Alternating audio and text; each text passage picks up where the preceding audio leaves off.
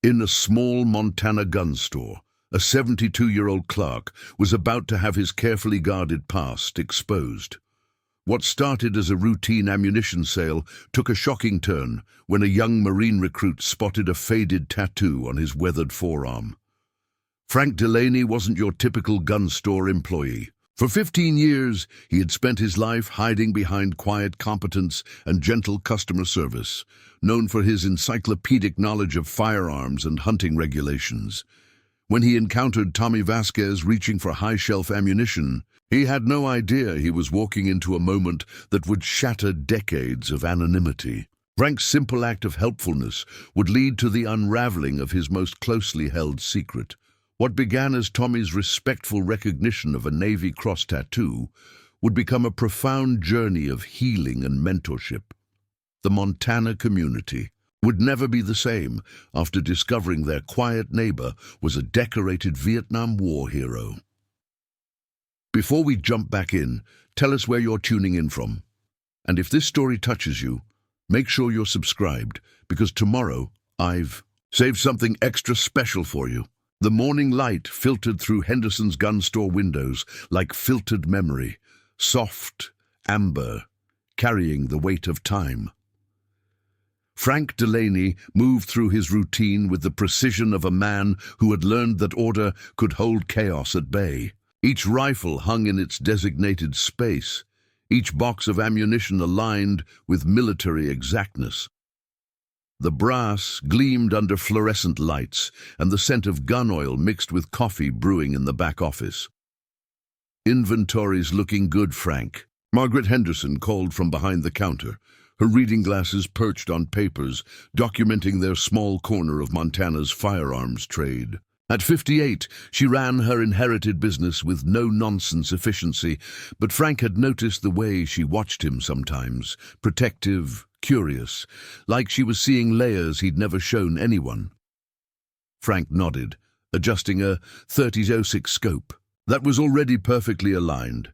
His weathered hands moved with the confidence of 15 years behind this counter, but also with something deeper, knowledge that spoke of intimate familiarity with weapons that had saved lives and taken them. Margaret had hired him when he'd needed work, when the weight of his past had driven him to this quiet mountain town seeking anonymity.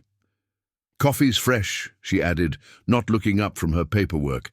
These small gestures had become their language. Over the years, her way of making sure he didn't disappear entirely into the solitude he seemed to crave. The bell above the door chimed, and Frank glanced up to see a young Latino man enter, his posture betraying nervous energy, trying to project confidence. The kid, couldn't be more than 19, wore jeans and a plain t-shirt, but something in his bearing suggested military training. His eyes swept the store with systematic assessment Frank recognized from his own early days in uniform. "Morning!" Frank called out, his voice carrying gentle authority that had made him a fixture in this community. "Something I can help you find?" "Yes, sir," the young man replied, his voice respectful but tight with nerves. "I need some 2.23 ammunition for target practice." He paused, then added with obvious pride, "I'm shipping out for advanced Marine training next week."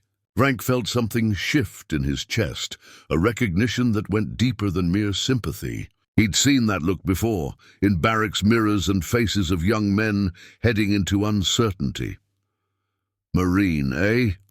Good on you, son." His voice softened with genuine warmth. "How much ammunition you looking for?" "Just a couple boxes.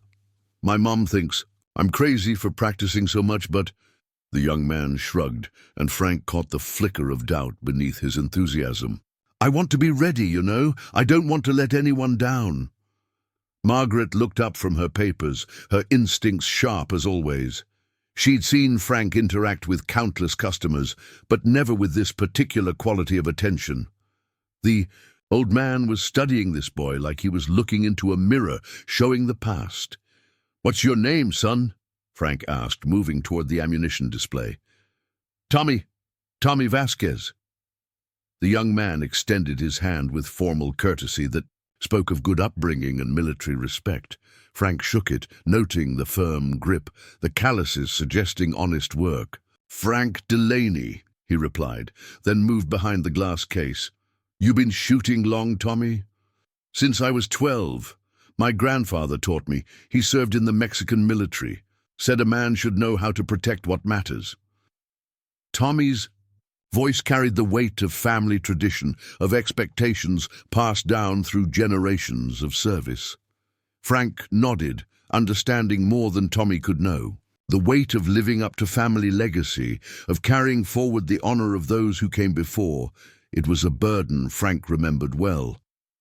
He reached up to the high shelf where the .223 ammunition was stored, the motion automatic after years of reaching for the same products. As his arm extended upward, his sleeve pulled back, revealing the weathered skin of his forearm. There, faded but unmistakable, was the tattooed outline of a medal Frank had earned a lifetime ago but never claimed. The Navy Cross, its distinctive ribbon and star design etched in blue ink that had softened with age but never quite disappeared. Tommy's sharp intake of breath cut through the store's quiet atmosphere like a blade. "Navy Cross!" The words came out as barely a whisper, filled with reverence that made Frank's blood run cold. Time suspended itself in Henderson's gun store. Frank's hand froze on the ammunition boxes. His sleeve still pulled back, the secret he'd guarded for 15 years, suddenly exposed to someone who understood its significance. Tommy stared with awed recognition of someone who had studied military history, who knew the Navy Cross was the second highest decoration for valor in combat. Frank's face went carefully blank, the expression of a man who had learned to hide behind neutrality. He yanked his sleeve down with a motion too quick, too defensive, and reached for the ammunition with trembling fingers that betrayed the calm he was trying to project. "Just a tattoo," he muttered, but the words carried no conviction. His eyes avoided Tommy's gaze, focusing instead on the simple transaction. Tommy's respect was palpable, radiating from him like heat. "Sir, I've studied military decorations. I know what that means. The Navy Cross is $52 for 2 boxes, Frank interrupted, his voice clipped with finality. But Tommy saw the way the older man's hands shook slightly as he processed the transaction, the way his shoulders had tensed, as if expecting an attack. Margaret watched the interaction with growing fascination. In 15 years, she'd never seen Frank so rattled, never witnessed this particular vulnerability. Whatever that tattoo represented, it was connected to a part of Frank's life he'd kept buried deeper than Montana permafrost. Tommy paid quietly, his mind clearly racing with questions he was too respectful to ask. As he gathered his purchases, he looked once more at Frank with something approaching awe. "Thank you, sir, for the ammunition and for your service." Frank's jaw tightened, and he turned away without acknowledgement, busying himself with unnecessary tasks behind the counter. The silence stretched until Tommy finally headed toward the door, clearly reluctant to leave this unexpected encounter behind. As the bell chimed Tommy's departure, Margaret studied Frank's profile, noting the rigid set of his shoulders, the way he gripped the counter's edge like it was the only thing keeping him anchored. In all their years together, she'd suspected. There were depths to Frank Delaney that he'd never revealed. Now she was certain. "Frank?" she said softly. "Just a tattoo," he repeated, but his voice carried the weight of a man trying to convince himself of a lie he'd told for too many years. Outside, Tommy walked to his Honda Civic with ammunition clutched in his hands and a head full of questions. He'd come looking for target practice supplies and had stumbled across something far more significant. A piece of living history, a real hero hiding behind the counter of a small-town gun store. The seeds of connection had been planted in a moment of accidental revelation, and Tommy Vasquez was not the kind of young man to let important things slip away unexamined. Seeds of curiosity. 3 days passed, before Tommy could no longer resist the pull, drawing him back to Henderson's gun store. He'd tried to focus on his pre-deployment preparations, physical training, gear checks, spending time with his family. But Frank Delaney's face kept surfacing in his thoughts. The way the older man had recoiled at the recognition of his tattoo, the tremor in his hands, the desperate attempt to deflect attention from what was clearly a significant military honor. Tommy had researched the Navy Cross extensively since that Tuesday morning encounter. Only 6,300 had ever been awarded since 1919.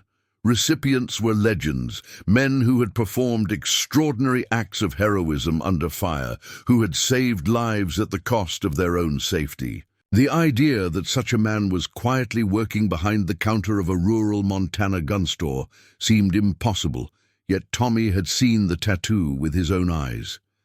The bell chimed his entrance, and Frank looked up from cleaning a rifle behind the encounter. For just a moment, recognition flickered across the older man's features before his expression settled into professional courtesy. "Back again, Tommy?"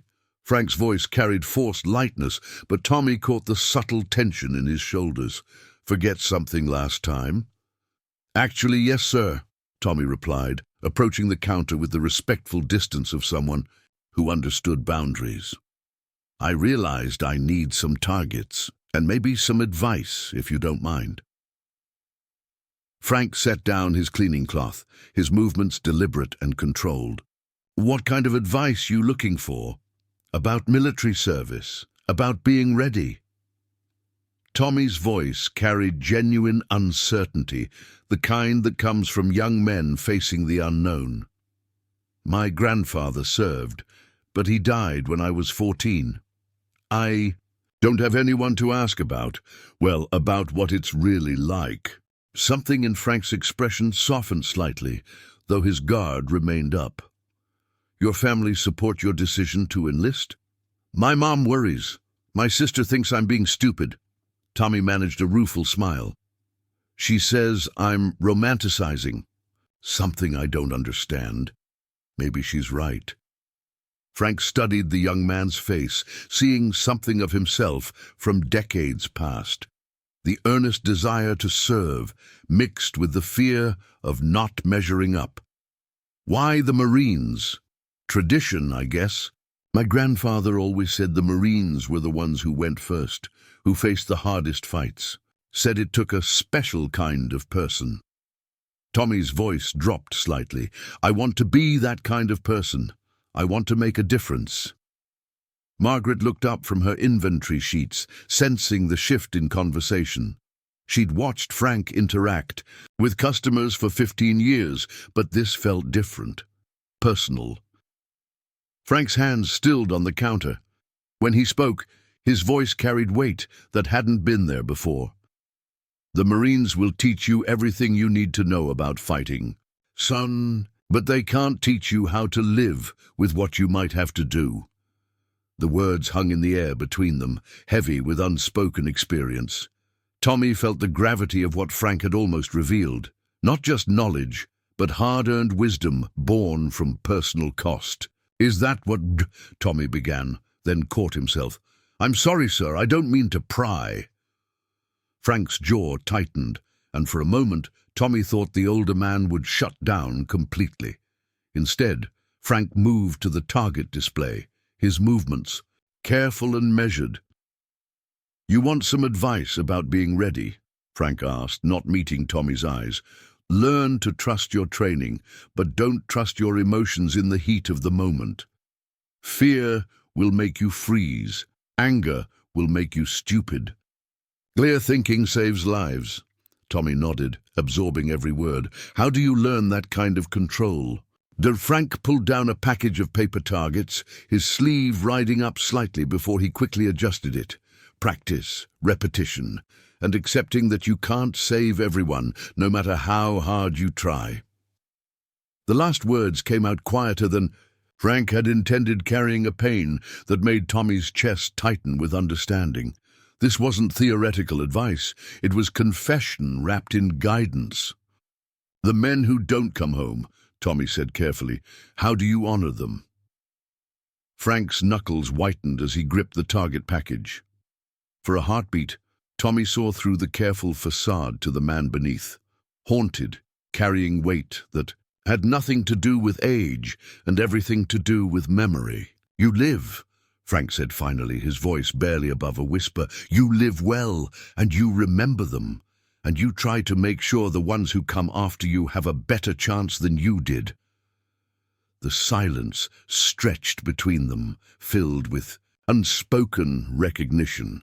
Tommy felt the presence of stories Frank would never tell, of experiences that had shaped this quiet man into someone who could offer wisdom that cut straight to the heart of military service. Margaret watched from behind her paperwork, seeing something she'd never witnessed before.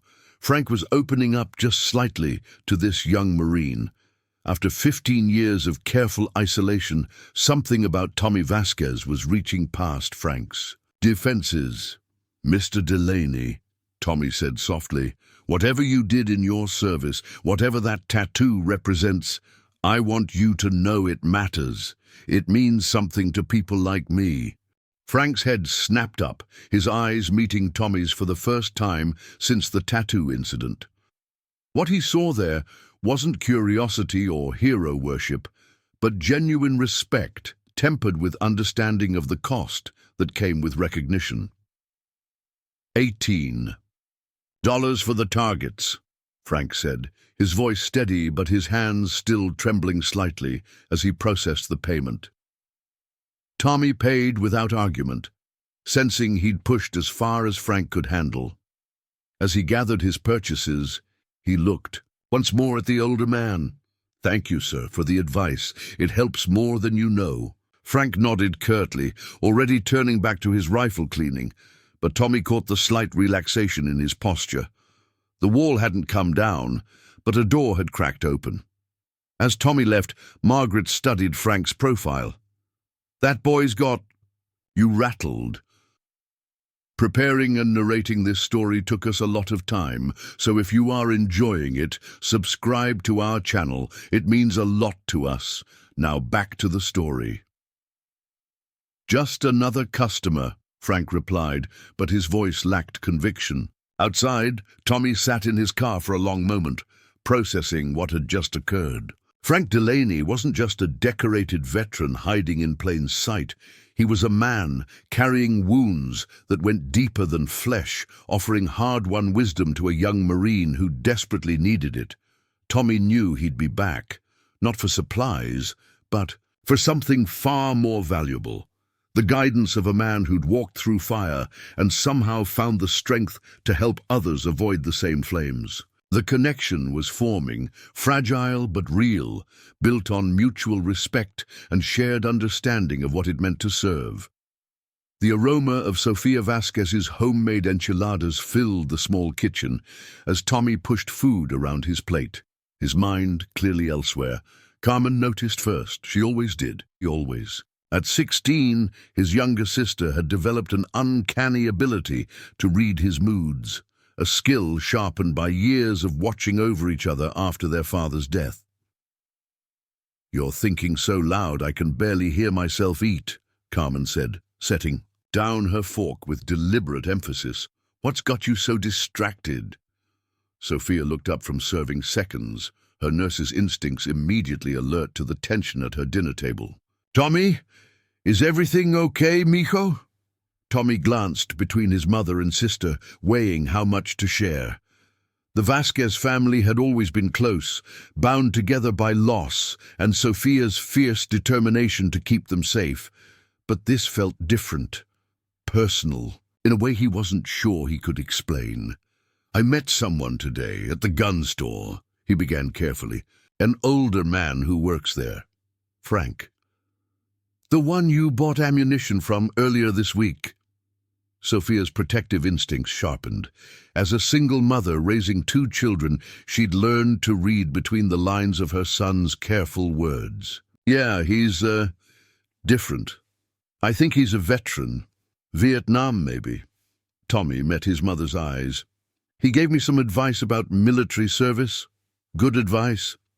Carmen's expression shifted to the skeptical look she wore whenever military topics arose. Let me guess, some old guy telling war stories about the glory days? No, nothing like that. Tommy's voice carried conviction that made both women pause. He didn't tell any stories. If anything, he seemed like he was trying not to talk about it. But he knows things, Mama. Real things about what it means to serve. Sophia set down the serving spoon, her maternal radar fully engaged. Years of working in emergency medicine had taught her to recognize trauma, even when people tried to hide it. What kind of things?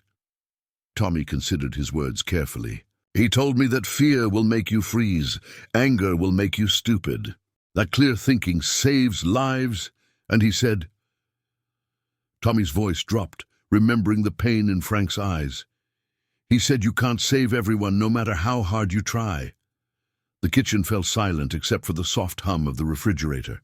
Sophia felt something cold settle in her stomach, the same feeling she'd had when her husband talked about the dangerous construction work that eventually claimed his life. "Tommy," she said softly, "this man sounds like he's carrying heavy burdens.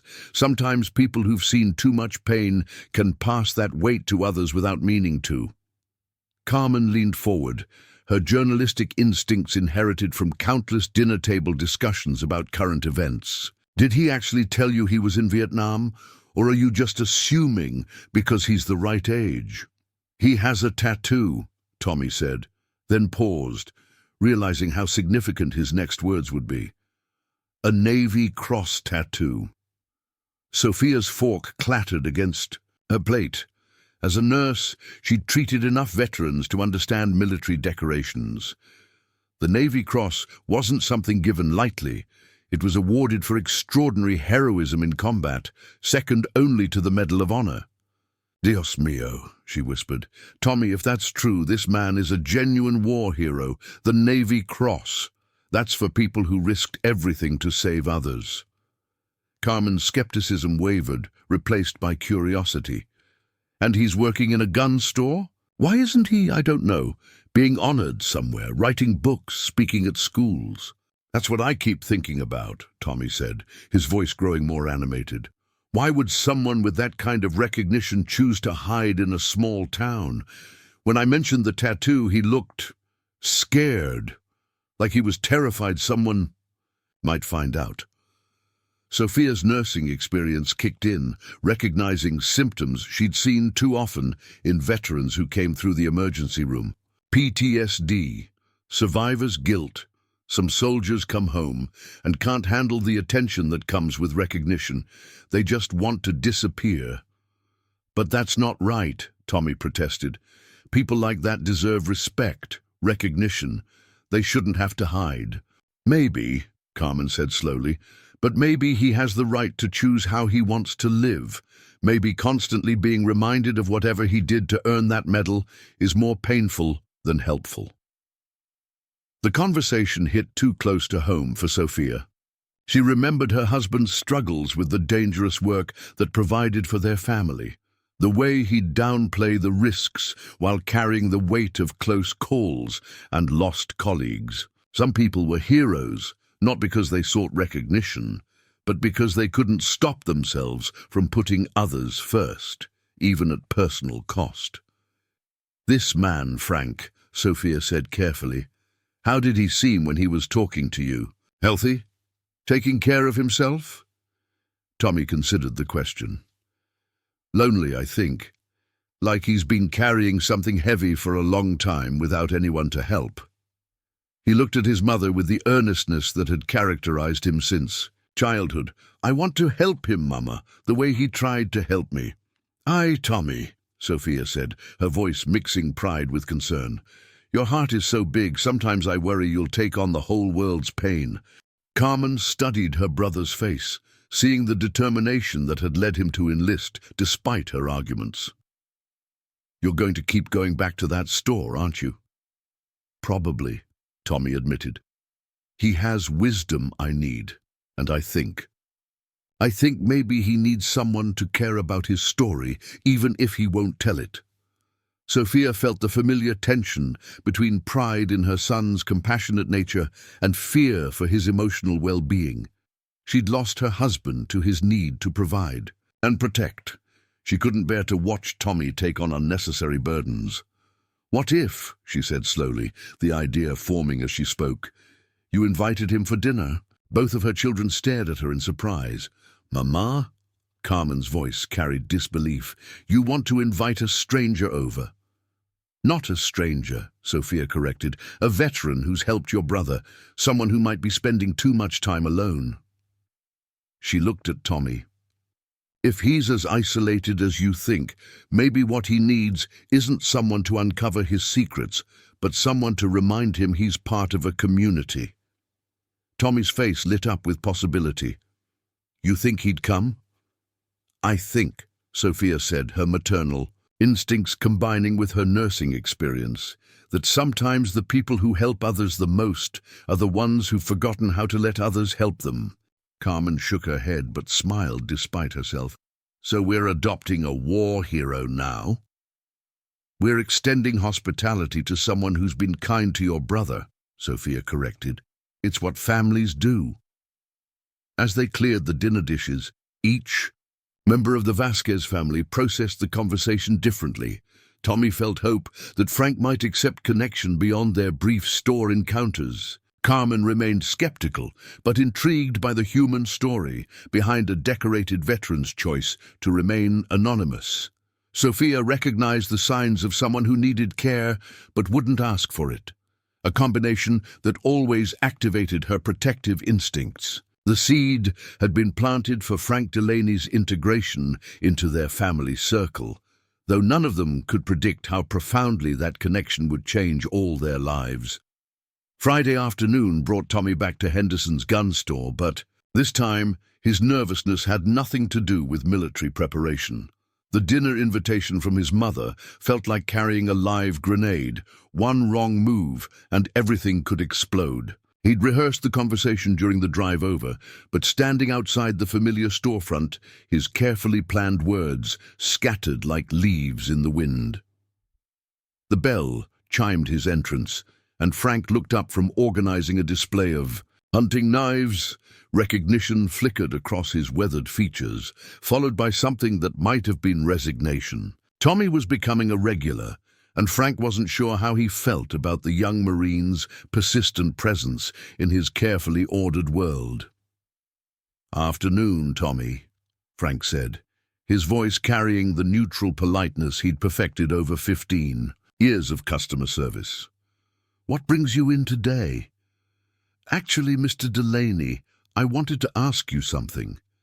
Tommy approached the counter with the formal respect he'd shown since their first meeting. "My mother, she'd like to invite you for dinner tomorrow night if you're free." Frank's hands stilled on the knife he'd been adjusting. The invitation hung in the air between them like an unexploded ordnance, dangerous in its simplicity. Dinner with a family. Normal human connection, the kind of social interaction Frank had been carefully avoiding for more years than he cared to count.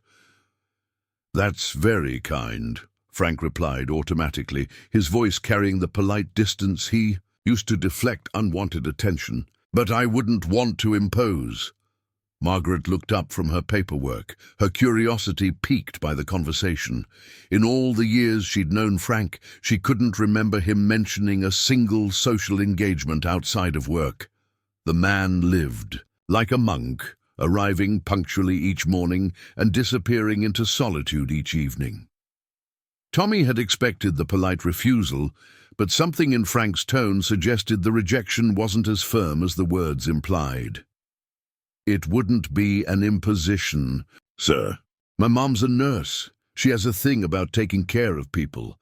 And my sister Carmen, she's really smart, asks good questions." "I'm sure your family is wonderful," Frank said, but his grip on the counter's edge betrayed his discomfort. I'm not much for social situations." The admission carried more vulnerability than Frank had intended, and Tommy caught the glimpse behind the older man's careful facade. This wasn't about not wanting to come, it was about fear.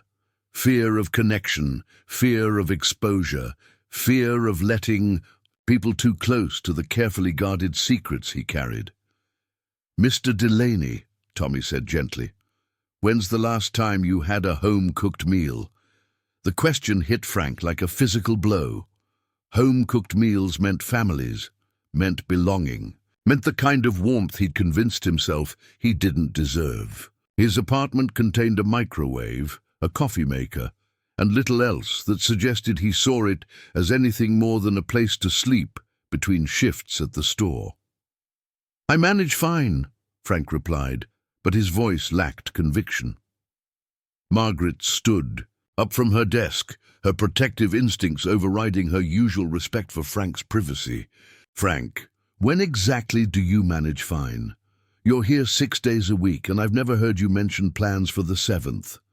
The gentle accusation in her voice made Frank look up sharply. Margaret's expression carried concern mixed with something that looked like maternal frustration.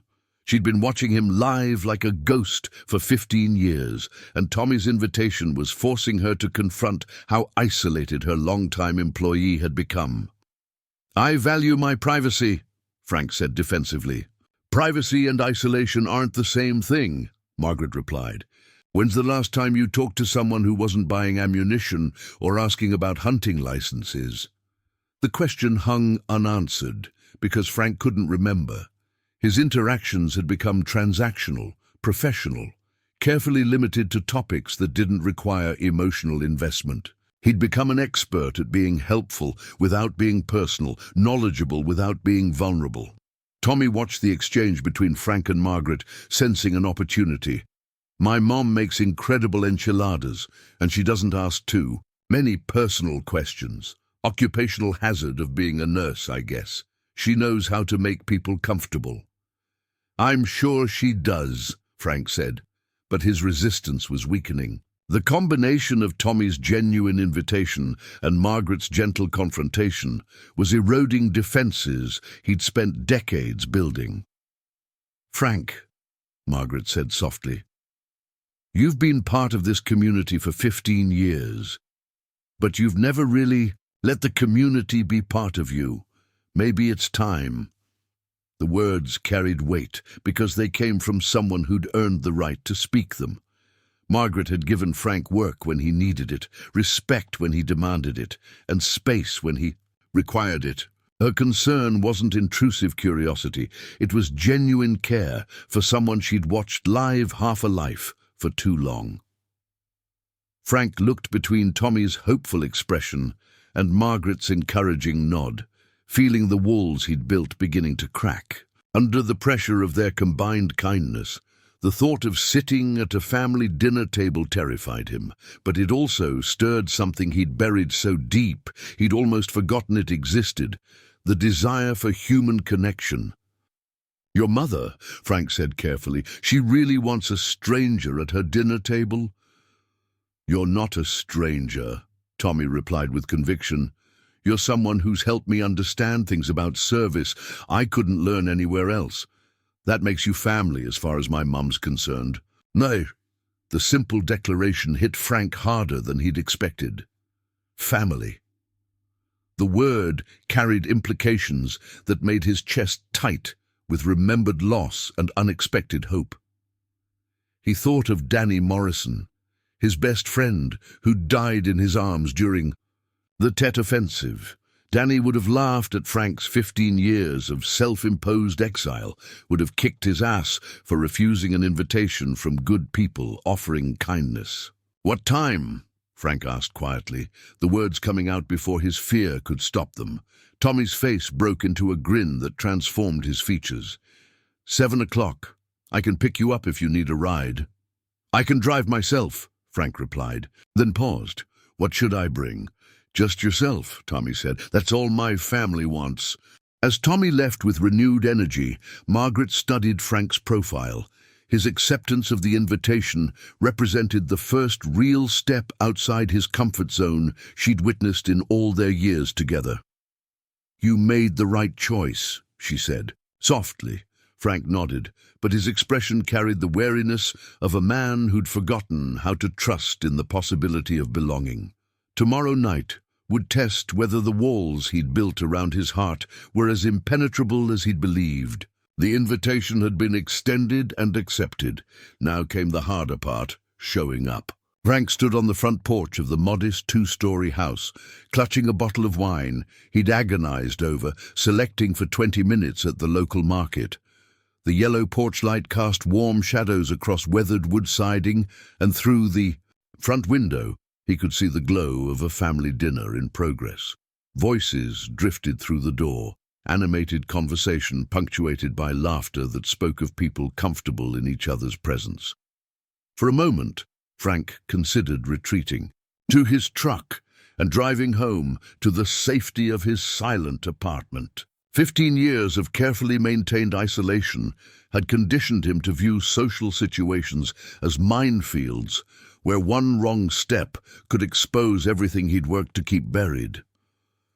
But Tommy's earnest invitation and Margaret's gentle encouragement echoed in his mind, along with a deeper voice, Danny Morrison's voice, telling him to stop being such a chicken shit and knock on the damn door. Before he could lose his nerve, Frank pressed the doorbell.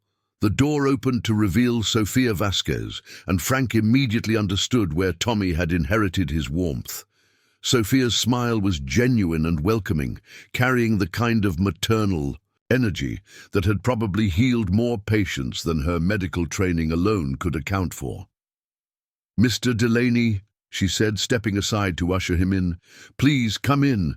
I'm Sophia, and this is such a pleasure."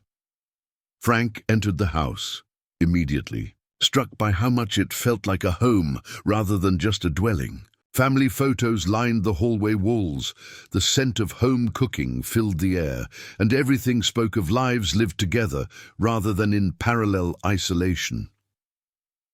"Thank you for having me," Frank said, offering the wine bottle with slightly trembling hands. "I hope this is appropriate." "Very thoughtful," Sophia replied, accepting the bottle with the grace of someone who understood that the gesture mattered more than the gift itself.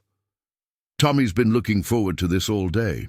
They moved into the living room where Tommy stood up from the couch with obvious relief at Frank's arrival, while a teenage girl with intelligent eyes looked up from a textbook spread across the coffee table. "Mr. Delaney, this is my sister Carmen," Tommy said, and Frank caught the protective note in his voice. The siblings clearly looked out for each other. Carmen stood and offered her hand with the confident directness of someone who'd learned early to assess people quickly. "Nice to meet you, Mr. Delaney. Tommy says you've been helping him prepare for advanced training." "Just sharing some basic principles," Frank replied, noting the sharpness in her gaze. This was someone who asked probing questions. He'd need to be careful. "Carmen's going to study journalism," Sophia said with obvious pride as she led them toward the dining room. "She's already writing for the school newspaper." Frank felt a flicker of alarm. A budding journalist in the family, someone trained to uncover stories, to ask the questions others might avoid. But when he glanced at Carmen, he saw curiosity, tempered by respect, not the aggressive probing he'd learned to fear from reporters. The dining room table was set with care, not fancy, but thoughtful. Mismatched plates that spoke of a family that valued function over form, cloth napkins that suggested this meal mattered.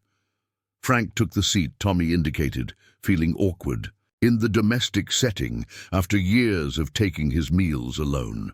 "So, Mr. Delaney," Sophia said as she served generous portions of enchiladas that smelled like heaven, "how long have you lived in Montana?" 15 years, Frank replied, accepting the plate with grateful nods. "Came here looking for quiet, found it at Margaret's store." "And before Montana?" Carmen asked, but her tone was conversational rather than interrogating. Frank's jaw tightened slightly. "Here and there, moved around a lot when I was younger." Sophia caught the subtle tension and smoothly redirected. "Well, we're glad you ended up here. Tommy speaks very highly of the advice you've given him." "Your son's a good kid," Frank said, relaxing slightly. He'll do well in the Marines. He's got the right attitude. Sometimes I worry he's too eager, Sophia admitted, maternal concern creeping into her voice. He wants to prove himself so badly. Frank studied Tommy's face across the table, seeing the young man's desire to live up to family expectations. The ones who want to prove themselves usually work the hardest to be worthy of the uniform, he said quietly. That's not a weakness. You sound like you know from experience, Carmen observed, but not pushily, just noting a connection. Frank's hand stilled on his fork. Most advice worth giving comes from experience, good or bad. The conversation continued through dinner, touching on safe topics, the weather, local events, Carmen's academic plans. But Frank felt the undercurrent of genuine interest from all three family members. Not curiosity about his secrets, but care about his well-being. It was a distinction he hadn't expected and wasn't sure how to handle. "This is incredible," Frank said after his second helping of enchiladas. "I can't remember the last time I had a home-cooked meal this good." "You don't cook for yourself?" Sophia asked, her nurse's instincts picking up on his admission. "Not much point cooking for one person," Frank replied, then realized how that sounded. "I mean, I manage fine. Simple meals." "Microwave dinners aren't managing fine," Carmen said with the bluntness of youth. "They're surviving." The observation hit closer to home than Frank wanted to admit. He had been surviving rather than living, maintaining rather than thriving. The distinction had become so normalized he'd stopped noticing the difference. "Carmen," Sophia warned gently, but Frank held up a hand. "She's right," he said quietly. "I've gotten comfortable with minimum effort, forgotten there were other options." Tommy leaned forward. "Mr. Delaney, if you ever want to join us again, you're always welcome. My mom loves feeding people, and Carmen always has questions that make you think." Frank felt something crack inside his chest. A wall he'd built around the possibility of belonging somewhere. These people were offering him something he'd convinced himself he didn't deserve. A place at their table, inclusion in their family circle, acceptance without conditions. "I'd like that," he heard himself say, the words coming from a part of him he'd thought was dead. "I'd like that very much." Sophia's smile could have powered the entire house. "Good. Next Sunday, then. And maybe you could tell us more about your experiences. Tommy could use the wisdom, and I suspect you could use someone to listen." As the evening wound down, Frank helped clear dishes despite Sophia's protests, feeling more at ease than he had in years. The Vasquez family had created space for him without demanding his secrets, had offered warmth without requiring vulnerability he wasn't ready to give. Standing in their kitchen, surrounded by the comfortable chaos of family life, Frank realized he'd forgotten what belonging felt like. It was terrifying and wonderful and completely unexpected. For the first time in 15 years, he wasn't going home to solitude by choice, but because the evening had ended. The difference was everything. The crisp Montana morning air carried the scent of pine and distant snow as Frank waited at Clearwater. Shooting range, 2 cups of coffee steaming on the wooden table beside his gear bag. 3 weeks had passed since that first dinner with the Vasquez family, and these Saturday morning sessions with Tommy had become a routine Frank hadn't expected to value as much as he did. Tommy arrived precisely at 8, his punctuality a trait Frank appreciated. The young Marine carried himself differently now, still eager, but with growing confidence that came from structured preparation. Frank had been methodically working through marksmanship fundamentals, but more importantly, he'd been sharing the kind of practical wisdom that couldn't be found in training manuals. "Morning, Mr. Delaney," Tommy called out, shouldering his rifle case with practiced ease. "Beautiful day for shooting." "That it is," Frank agreed, handing Tommy one of the coffee cups. "How's the family?" The question had become part of their routine, Frank's way of maintaining connection to the warmth he'd discovered at the Vasquez dinner table.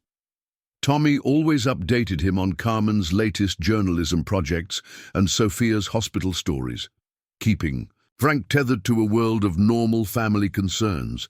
Mum's working extra shifts this week, and Carmen's stressed about her college application essays, Tommy replied, setting up his shooting mat with the efficiency Frank had taught him. She's writing about veterans' stories for one of them. Thinks there are too many untold stories of sacrifice in small communities. Frank's hands paused in arranging his spotting scope. Carmen's journalistic instincts were sharp, and her interest in veteran stories made him nervous, but he'd learned to trust the Vasquez family's respect for boundaries, even Carmen's. "Smart girl," Frank said simply. "Ready to work on your long-range accuracy?" They settled into the shooting positions Frank had been teaching, prone, steady, controlled breathing. But as Tommy lined up his first shot, he asked the question that had been building for weeks. "Mr. Delaney, can I ask you about leadership? About making decisions when people's lives depend on getting it right?" Frank's finger tightened on his spotting scope. Leadership under fire. The question struck at the heart of experiences he'd spent decades trying to forget, but Tommy's genuine need for guidance outweighed his personal discomfort. "Leadership in combat isn't about being fearless," Frank said carefully. "It's about being afraid and doing what needs to be done anyway, about making the best decision you can with the information you have, then living with the consequences."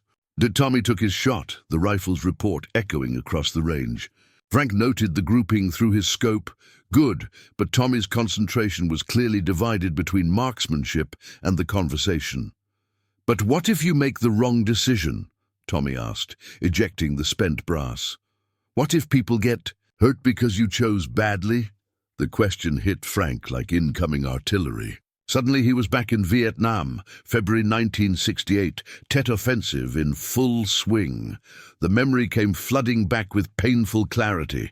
The smell of cordite and blood, the sounds of wounded Marines crying for corpsmen, the impossible decision between staying with the wounded and pursuing the enemy who might circle back to finish them all. Frank's hands began to shake slightly as he adjusted his spotting scope, trying to maintain focus on the present, while the past crashed over him like a monsoon. "Mr. Delaney?" Tommy's voice carried concern. "You okay?" Frank blinked hard, forcing himself back to the Montana shooting range. Tommy was watching him with the kind of alertness that comes from recognizing someone in distress. The young man had good instincts. "Fine," Frank said, but his voice carried strain. "Just, thinking about your question." But he wasn't fine. The memory had triggered something he'd kept carefully buried. The weight of command decisions, made in impossible circumstances. The faces of Marines who'd trusted his judgment. The knowledge that leadership sometimes meant choosing who lived and who might die. "The thing about leadership," Frank continued, his voice steadying as he found his footing again, "is that you can't let the fear of being wrong paralyze you. Inaction in combat gets people killed faster than bad decisions." Tommy nodded, absorbing the wisdom, but Frank could see the young man's concern about his mentor's obvious distress. The kid was perceptive, probably picking up on the personal nature of Frank's knowledge. "How do you live with the weight of it?" Tommy asked quietly. "The responsibility for other people's lives." Frank closed his eyes for a moment, seeing Danny Morrison's face as clearly as if his best friend were standing beside him. Danny, who died because Frank had chosen to establish a defensive perimeter instead of immediate evacuation. The right tactical decision that had saved 23 Marines but cost him the person he'd cared about most. "You carry it," Frank said finally, his voice barely above a whisper. "Every day you carry it. The ones who made it home because of your decisions and the ones who didn't. You honor them by living well, by using what you learned to help others avoid the same mistakes." Tommy set down his rifle completely, recognizing that this conversation had moved far beyond marksmanship. "Training? Mr. Delaney, you're talking from experience, aren't you?" personal experience. Frank's instinct was to deflect, to retreat behind the walls he'd spent 15 years building. But looking at Tommy's earnest face, seeing the genuine respect and need for guidance, Frank felt those walls beginning to crumble. "Son," Frank said, his voice carrying the weight of decades, "there are some stories that are too heavy to share, some experiences that you carry alone because spreading that weight to others isn't fair. But what if sharing the weight makes it lighter?" Tommy asked. "What if the people who care about you want to help carry it?" The question hung in the mountain air between them. Frank thought about the Vasquez family's unconditional acceptance, about Margaret's patient concern, about all the people who'd offered friendship without demanding his secrets in return. For a moment, Frank considered telling Tommy everything about Vietnam, about the Navy Cross action, about Danny Morrison and the guilt that had driven him to 15 years of self-imposed exile. But the moment passed, and his protective instincts reasserted themselves. "Maybe someday," Frank said quietly. "When you're older, when you've carried your own weight for a while, maybe we'll talk about the cost of leadership." Tommy nodded, understanding that he'd pushed as far as Frank could handle. But as they packed up their gear, both men knew something fundamental had shifted in their relationship. Frank had revealed more of himself than he'd intended, and Tommy had proven himself worthy of that trust. The mentorship was deepening into something more complex, a bond between warriors separated by generations, but united by understanding of what service truly meant. The glow of Tommy's laptop screen illuminated his face in the darkened living room as he scrolled through military decoration databases, driven by curiosity he could no longer suppress. 3 hours of research had confirmed what he'd suspected. Since first glimpsing Frank's tattoo, the Navy Cross was extraordinarily rare, awarded to fewer than 6,300 recipients in over a century of American warfare. Carmen found him there at midnight, her own late-night study session interrupted by the blue light emanating from the living room. "Still researching your mysterious gun store mentor?" she asked, settling onto the couch beside him. "Look at this," Tommy said, turning the laptop toward her. "Navy Cross recipients by conflict. Vietnam War had only 506 awards. That's less than 1% of the men who served there." Carmen studied the screen, her journalistic instincts engaging. "So Frank Delaney is potentially one of fewer than 500 people who earned the second highest military decoration during Vietnam." "If he's even still alive," Tommy replied, clicking to another database. "The average age of Vietnam veterans now is over 70. A lot of them are gone. And he's working in a gun store in rural Montana instead of being honored at ceremonies and writing memoirs," Carmen mused. "That's either incredibly humble or what? Or he's running from something. Guilt, trauma, recognition he doesn't want." Carmen's sharp mind was already constructing narratives. "Tommy, what if his heroism came at a cost he can't live with?" Across town, Frank lay awake in his sparse apartment, staring at the ceiling and reliving the shooting range conversation with Tommy. The young Marine's questions about leadership and loss had cracked open memories Frank had spent years keeping sealed. Sleep felt impossible when the past kept intruding on the carefully constructed peace he'd built in Montana. Meanwhile, at Crawford's Auto Repair, Bill Crawford sat in his cluttered office, nursing his fourth beer of the evening and scrolling through his own research. Unlike Tommy's respectful curiosity, Crawford's investigation carried the bitter edge of someone who felt cheated by history. Crawford had noticed Frank's interactions with the young Marine recruit, had seen the subtle deference Tommy showed, the older man. It rankled him, this quiet gun store clerk receiving respect that Crawford felt he'd never gotten after his own Vietnam service. Crawford had returned home to protests and job discrimination, had fought for veteran benefits while watching the country try to forget the war entirely. If Frank Delaney had some military background worth hiding, Crawford was determined to uncover it. His search had started with casual inquiries around town, asking long-time residents about Frank's past. Most people knew nothing. Frank had arrived. 15 years ago, kept to himself, worked hard at Henderson's store, but Mrs. Patterson at the post office remembered Frank's original address when he'd first started receiving mail. A P.O. box in Denver, forwarded from San Diego before that. Crawford's military contacts, fellow veterans who'd stayed connected through VFW networks, proved more helpful. A phone call to a buddy who worked VA benefits in Colorado yielded interesting information. Frank Delaney had briefly filed for disability compensation in 1978, then withdrawn his claim before evaluation. The withdrawal itself was suspicious.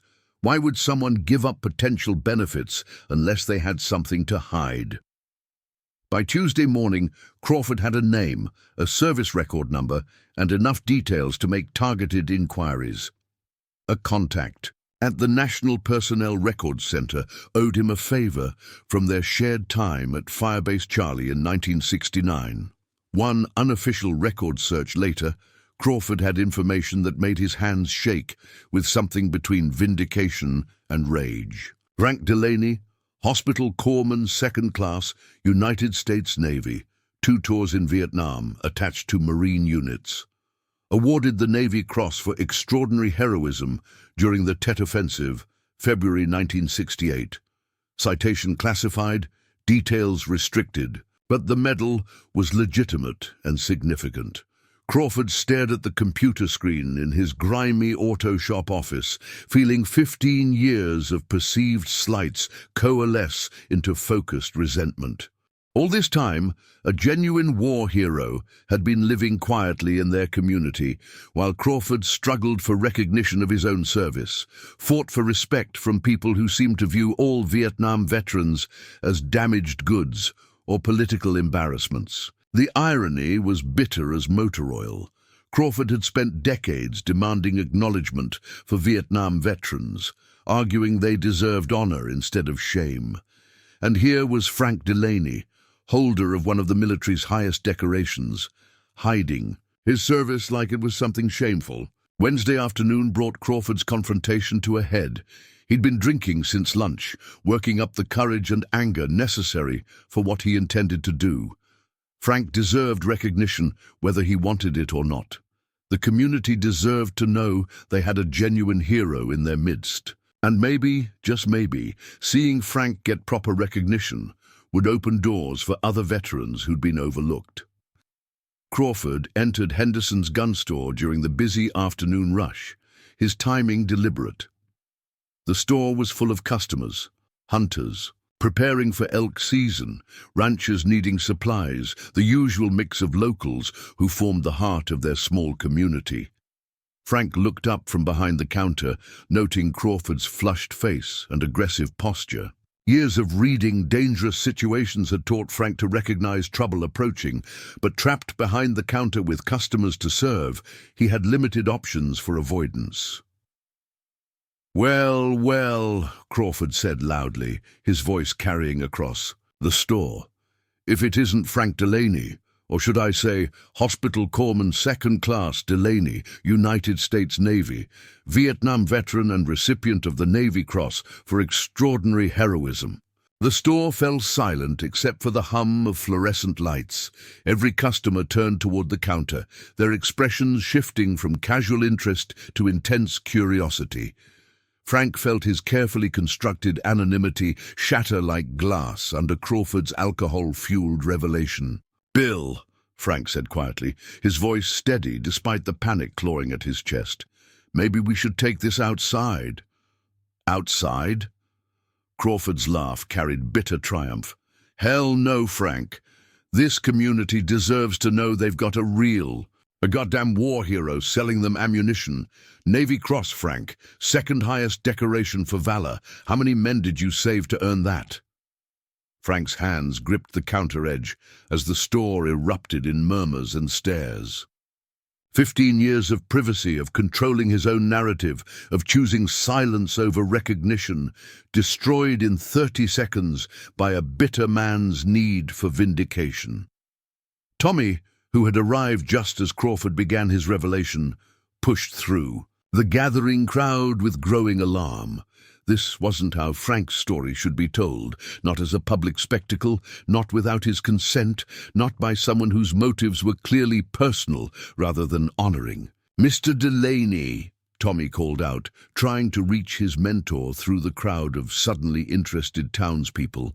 But Frank was already retreating, his face pale and his breathing shallow, as the weight of unwanted attention crashed down on him. Like an avalanche, the secret that had protected him for 15 years was gone, and with it, the carefully constructed peace he'd built in Montana. The discovery was complete, and there was no going back.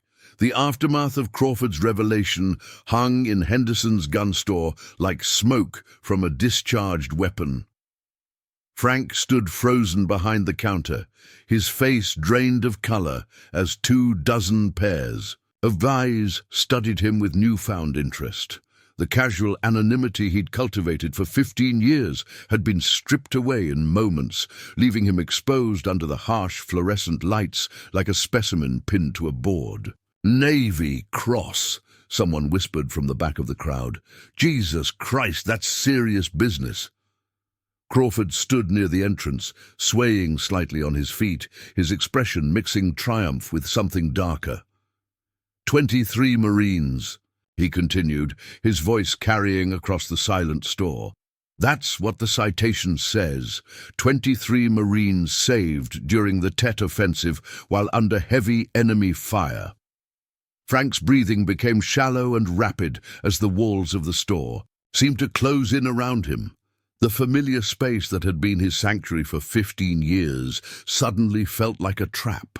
Faces he'd known for over a decade now looked at him differently, not as Frank, the helpful gun store clerk, but as Frank, the war hero, a living piece of history they'd never suspected existed among them.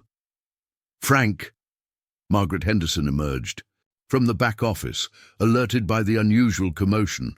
She took in the scene quickly, Crawford's aggressive stance, the crowd of curious customers, and Frank's obvious distress.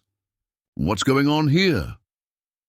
"Your employee's been hiding quite a story, Margaret," Crawford said, his words slightly slurred but his intent clear. "Frank here is a genuine war hero, Navy Cross recipient, one of the most decorated corpsmen to come, out of Vietnam." Margaret's protective instincts flared as she saw Frank's condition deteriorating. His hands were trembling now, and she recognized the signs of someone approaching a panic attack. "Bill Crawford, you're drunk and you're causing a disturbance in my store." "I'm telling the truth," Crawford shot back. "This man deserves recognition, not hiding behind a gun counter like his service was something shameful." Tommy pushed through the crowd, his face flushed with anger and concern. "Mr. Crawford, this isn't your story to tell." "Isn't it?" Crawford's voice rose. "I've spent 30 years fighting for Vietnam veterans to get the respect we deserved, and here's Frank, holder of the Navy Cross, acting like his service was something to be ashamed of." Frank felt the familiar sensation of walls closing in, the same claustrophobic panic he'd experienced in field hospitals under mortar fire. But this was worse. This was exposure without purpose, recognition without consent, the thing he'd spent 15 years avoiding, thrust upon him by someone who claimed to understand military service. "I need—" Frank started, then stopped, his voice barely audible above the murmurs of the crowd. "I need to." "Frank," Margaret said firmly, moving to his side. "Back room, now." But Frank was already backing away from the counter, his eyes wide with the look of a cornered animal. The crowd of customers pressed closer, their curiosity overriding social courtesy. Questions began flying from multiple directions. "How many enemy soldiers did you kill? Why didn't you ever tell anyone? Were you wounded? Do you have the actual medal?" Each question hit Frank like a physical blow. These people meant no harm. Their interest was genuine, even admiring, but they couldn't understand that their recognition felt like accusations. 23 Marines saved, but what about the ones who hadn't made it? What about Danny Morrison, his best friend, who died in Frank's arms while Frank made tactical decisions that saved others, but came too late for the man who'd meant the most to him? "Stop," Frank said, but his voice was lost in the growing chatter of excited townspeople who discovered they had celebrity in their midst. Tommy reached the counter and vaulted over it, positioning himself between Frank and the crowd. "Everyone needs to back up, now." "Tommy, what are you doing?" someone called out. "We just want to hear about his service." "His service is his story to tell," Tommy replied firmly, "and he doesn't owe any of you an explanation." Crawford laughed bitterly. "Look at this kid, protecting the war hero. Frank, you've got yourself a real champion here." The comment snapped something in Frank's carefully maintained composure. For 15 years, he'd controlled his narrative, chosen his silence, maintained his privacy. Now Crawford's drunken need for vindication had destroyed all of that. And Tommy, earnest, respectful Tommy, was trying to protect him from the consequences. "Don't," Frank said, his voice carrying an authority that cut through the chaos. "Don't protect me from this." He stepped forward, facing Crawford directly. For the first time since the confrontation began. "You want to talk about my service, Bill? You want to discuss what the Navy Cross means?" Crawford nodded, sensing he'd finally pushed Frank to the breaking point he'd been seeking. "It means I failed," Frank said, his voice steady but carrying decades of suppressed pain. "It means I made decisions that saved 23 Marines, but got my best friend killed. It means I've spent 15 years in this town trying to forget the sound Danny Morrison made when he died in my arms because I chose tactical advantage over immediate evacuation." The store fell completely silent. Crawford's triumphant expression faded as he realized he'd unleashed something far darker than the simple war hero story he'd intended to reveal. "The Navy Cross," Frank continued, "is a medal they give you when you succeed at something impossible while failing at something that mattered more. It's recognition for heroism that came at a cost too high to celebrate." Margaret moved to Frank's side, her face pale with understanding. In 15 years, she'd never seen him this vulnerable, this raw. The man who'd carefully maintained emotional distance from everyone around him was falling apart in front of half the town. "Frank," she said softly, "you don't have to do this." "Yes, I do," Frank replied. "Because Bill here thinks hiding my service was about shame. It wasn't about shame. It was about grief. And now that everyone knows, I guess we'll see if this community can handle the reality of what heroism actually costs." Frank looked around the store at faces that had been familiar and comfortable for years, now transformed by knowledge he'd never wanted to share.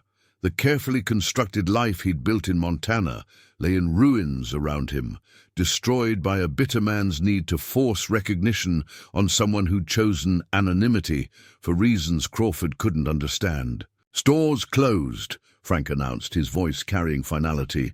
"Everyone out."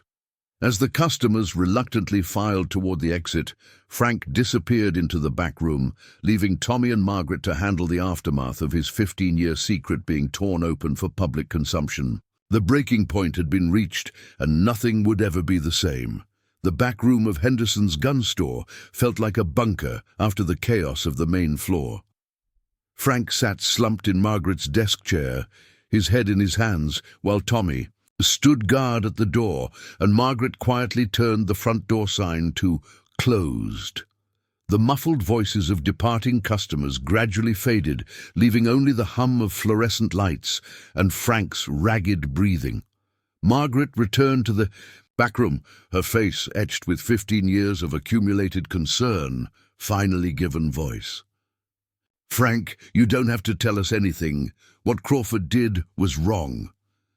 Frank looked up, his eyes red-rimmed but determined.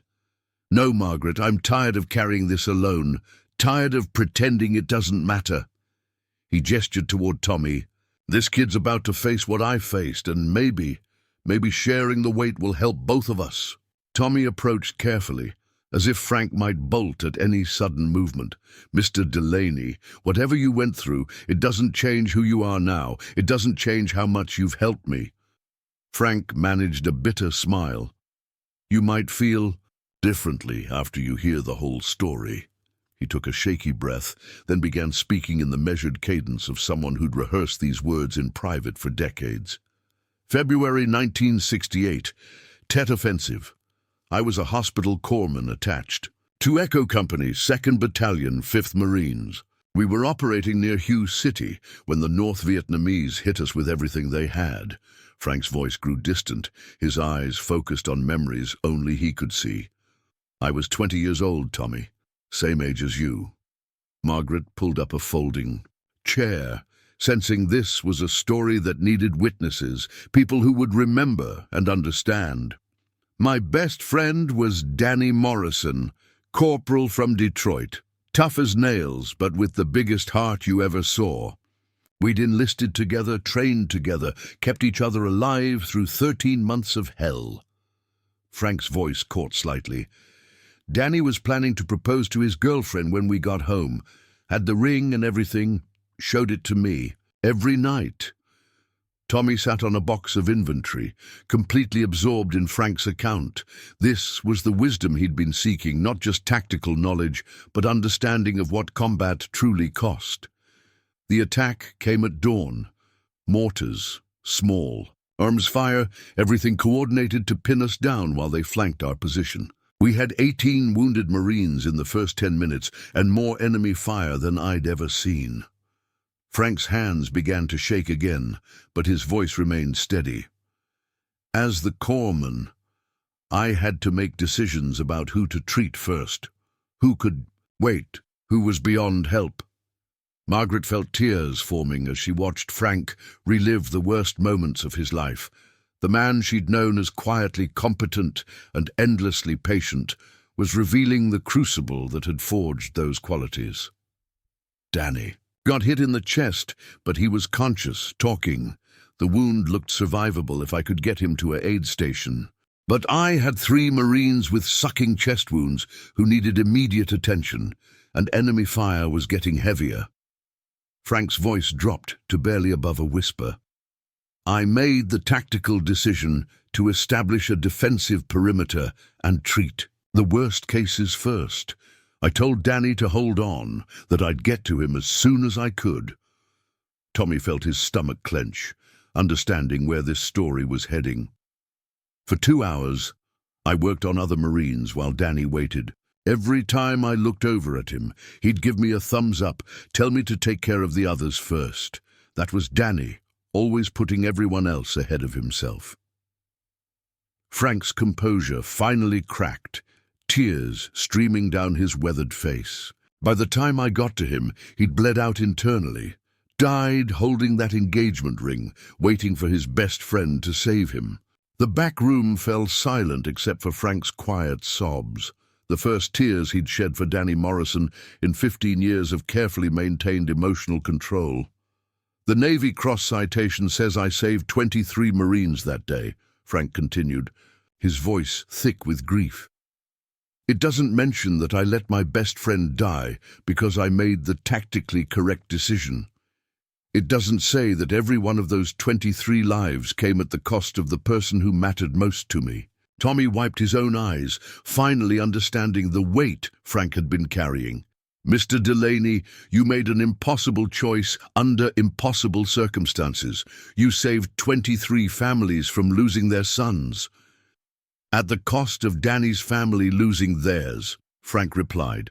At the cost of a girl in Detroit never getting the proposal she was waiting for.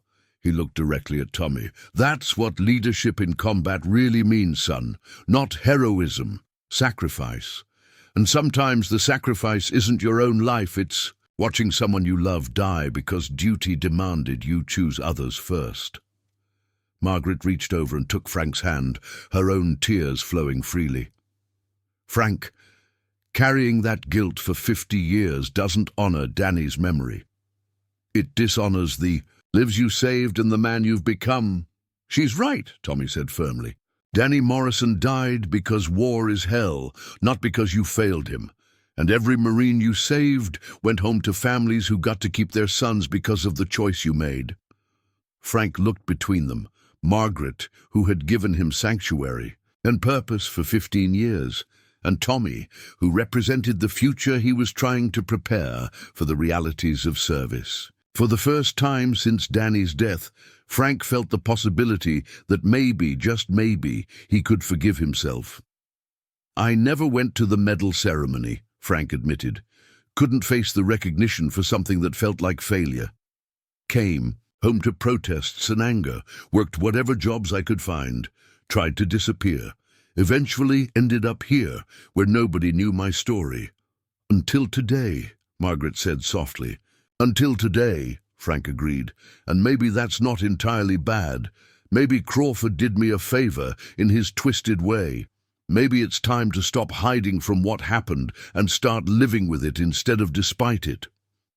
Tommy stood up, his respect for Frank deeper than ever. Mr. Delaney, you've been teaching me about service and sacrifice without ever telling me your story. Now I understand why your advice meant so much. It came from the hardest experience imaginable. Frank nodded, feeling exhausted but somehow lighter. The secret that had defined his life for 15 years was finally shared with people who understood its weight and chose to help him carry it. The truth was unveiled, and for the first time in decades, Frank Delaney felt like he might be able to find peace with his past. 3 weeks after the revelation in Henderson's gun store, Frank Delaney stood before his bathroom mirror, adjusting a tie he hadn't worn in over a decade. The reflection staring back at him seemed like a stranger, the same weathered face and grey hair, but something fundamental had changed in his eyes. The haunted look that had defined him for 15 years had softened into something resembling peace. Today marked the town's small Veterans Day ceremony, and for the first time since, returning from Vietnam, Frank had agreed to participate. Not as the hero Bill Crawford had tried to make him, but as a member of the community who had finally learned to carry his past without being crushed by it. The weeks following his breakdown had surprised him. Instead of the judgment and overwhelming attention he'd feared, the townspeople had responded with quiet respect and genuine care. Margaret had fielded numerous requests for interviews and appearances, politely declining all of them while protecting Frank's right to control his own story. The community seemed to understand that heroism didn't require spectacle. Father Miguel Santos had been instrumental in Frank's healing process. The former military chaplain understood both the spiritual weight of survivors' guilt and the practical realities of combat trauma. Their weekly conversations had helped Frank begin to separate Danny Morrison's death from his own survival, to see his friend's sacrifice as meaningful rather than wasteful. You honored Danny by saving those 23 Marines, Father Santos had said during one particularly difficult session. Now honor him by allowing yourself to live fully, not just survive. Jessica Murphy, the local journalist, had also proven an unexpected ally. Instead of pursuing the sensational war hero angle Crawford had thrust upon Frank, she'd written a thoughtful piece about veterans in small communities, how they contributed quietly to their towns while processing their own experiences. She'd mentioned Frank only briefly, focusing instead on the broader theme of service continuing beyond uniform. The article had resonated throughout the region, generating letters from other veterans who'd found healing in anonymity and small town acceptance. Frank had been surprised to learn he wasn't alone in choosing silence over recognition, in building new lives away from the spotlight of military service. Tommy's departure for advanced Marine training had been delayed by 2 weeks. due to administrative issues, giving Frank additional time to prepare his young friend for the realities ahead. Their conversations had evolved beyond tactical advice to deeper discussions about leadership, loss, and the weight of carrying responsibility for others' lives. "Remember," Frank had told Tommy during their final shooting session, "heroism isn't about being fearless. It's about being afraid and doing what needs to be done anyway. And when you make hard decisions, make them with clear thinking, not emotion. But don't carry the weight of those decisions alone. That's what gets you in trouble." Tommy had absorbed every word, understanding now that Frank's wisdom came from the deepest possible wells of experience. The young Marine carried with him not just tactical knowledge, but a profound understanding of service's true cost and meaning. The Veterans' Day ceremony was held in the town square, a modest gathering of perhaps 50 people on a crisp November morning. Frank arrived early, nervous but determined, wearing his single service ribbon for the first time in civilian company. The Navy Cross itself remained locked away. Some honors were too heavy for public display. Margaret stood beside him, her presence a steady anchor as always. She'd watched Frank's transformation over the past 3 weeks with quiet satisfaction, seeing him slowly reconnect with parts of himself he'd buried for decades. Sophia and Carmen Vasquez sat in the front row, Tommy having left for Camp Pendleton the previous morning. His departure had been emotional, but hopeful, the young Marine carrying Frank's blessing and wisdom as he began the next phase of his military journey. Even Bill Crawford was present, sober and subdued, having privately apologized to Frank for his drunken revelation. The bitter veteran had begun attending Father Santos's support group, working through his own unresolved trauma with Frank's reluctant encouragement. "We all came home damaged in different ways," Frank had told Crawford during their reconciliation. "The trick is not letting that damage define the rest of our lives." Mayor Patricia Chen introduced Frank simply as a veteran who has served our community with quiet dignity for 15 years. No mention of decorations or heroic actions, just recognition of the man he'd become rather than the soldier he'd been. Frank's speech was brief and heartfelt. He spoke about service continuing beyond the military, about finding purpose in civilian life, about the importance of supporting veterans who chose privacy over publicity. He thanked the community for allowing him to heal on his own terms, for respecting his silence without making him feel forgotten. True honor, Frank concluded, isn't found in medals or ceremonies.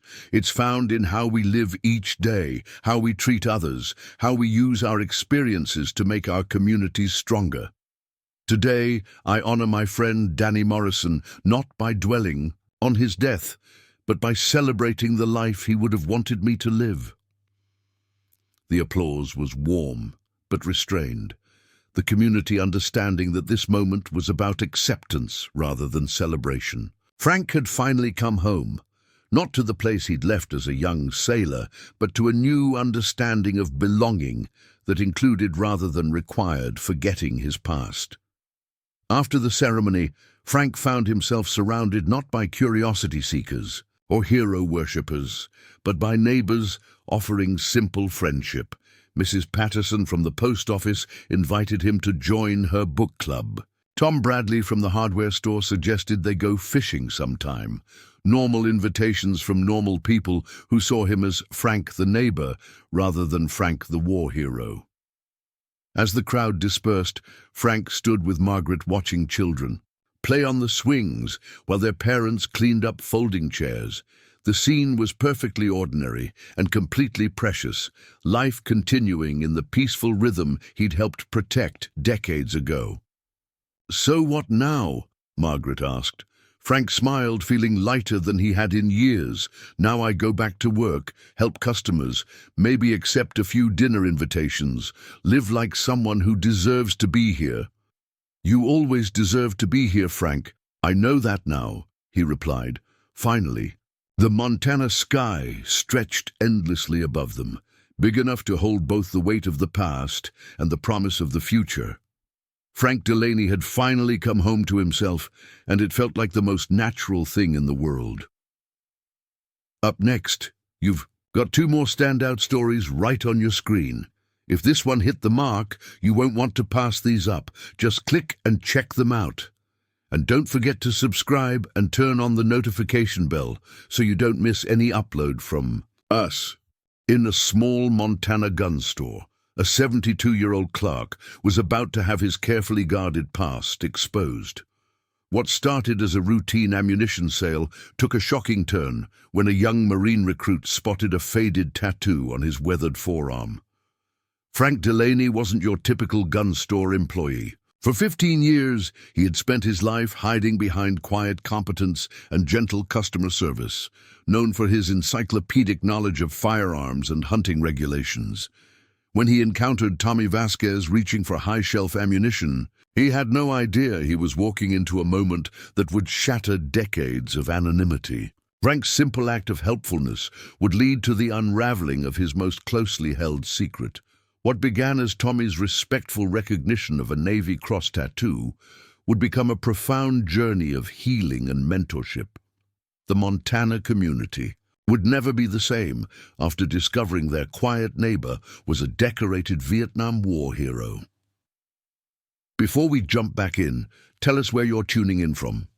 And if this story touches you, make sure you're subscribed, because tomorrow I've saved something extra special for you. The morning light filtered through Henderson's gun store windows like filtered memory, soft, amber, carrying the weight of time. Frank Delaney moved through his routine with the precision of a man who had learned that order could hold chaos at bay. Each rifle hung in its designated space, each box of ammunition aligned with military exactness. The brass gleamed under fluorescent lights, and the scent of gun oil mixed with coffee brewing in the back office. "Inventory's looking good, Frank," Margaret Henderson called from behind the counter, her reading glasses perched on papers, documenting their small corner of Montana's firearms trade. At 58, she ran her inherited business with no-nonsense efficiency, but Frank had noticed the way she watched him sometimes, protective, curious, like she was seeing layers he'd never shown anyone. Frank nodded, adjusting a 30-06 scope. That was already perfectly aligned. His weathered hands moved with the confidence of 15 years behind this counter, but also with something deeper, knowledge that spoke of intimate familiarity with weapons that had saved lives and taken them. Margaret had hired him when he'd needed work, when the weight of his past had driven him to this quiet mountain town seeking anonymity. "Coffee's fresh," she added, not looking up from her paperwork. These small gestures had become their language. Over the years, her way of making sure he didn't disappear entirely into the solitude he seemed to crave. The bell above the door chimed, and Frank glanced up to see a young Latino man enter, his posture betraying nervous energy, trying to project confidence. The kid couldn't be more than 19, wore jeans and a plain t-shirt, but something in his bearing suggested military training. His eyes swept the store with systematic assessment Frank recognized from his own early days in uniform. "Morning!" Frank called out, his voice carrying gentle authority that had made him a fixture in this community. "Something I can help you find?" "Yes, sir," the young man replied, his voice respectful but tight with nerves. "I need some 2.23 ammunition for target practice."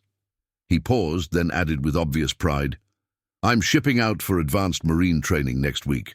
Frank felt something shift in his chest, a recognition that went deeper than mere sympathy. He'd seen that look before, in barracks mirrors and faces of young men heading into uncertainty. "Marine, eh? Good on you, son." His voice softened with genuine warmth. "How much ammunition you looking for?" "Just a couple boxes. My mom thinks I'm crazy for practicing so much, but—" The young man shrugged, and Frank caught the flicker of doubt beneath his enthusiasm.